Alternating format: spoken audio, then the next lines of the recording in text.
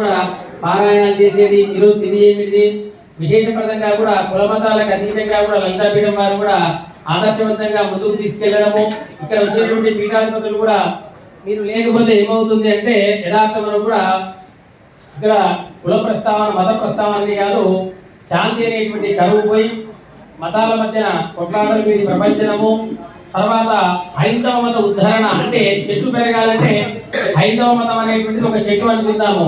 దాన్ని కాపాడేటువంటి మీరు ఎవరైనా అంటే ఇక్కడ ఆశీర్వైనటువంటి పీఠాధిపతులు అందరూ కూడా, ఎందుకంటే మీరు సంరక్షణగా ఉంటేనే దానిపైన వాళ్ళ పక్షులం మేము అంటే ఇక్కడ ఉన్నటువంటి వాళ్ళందరూ కూడా పక్షులుగా ఉంటారు. వాటి మీద మాకు సంరక్షకులు ఎవరు మేము అనుకుంటాం, అబ్బా ఎంత హాయిగా ఉన్నాం ఈ కదా అనేటువంటిది. కానీ సంరక్షకులుగా ఇక్కడ ఆశీర్వైనటువంటి పీఠాధిపతులు అందరూ కూడా మీరు ఉండి దాన్ని సంరక్షిస్తున్నారు. హైందవ ధర్మాన్ని, తర్వాత మత విద్వేషాలు అనేటువంటిది రాకుండా హైందవ ఉద్ధరణ, తల్లిదండ్రుల్ని సౌభ్రాతత్వం అనేటువంటిది కూడా సిద్ధింపచేటువంటి పీఠాధిపతులు అందరూ కూడా ఇక్కడ ఆశీస్సులు కావడము, ఇక్కడ అందరూ కూడా చూసి ధరించినటువంటి గొప్ప విషయము.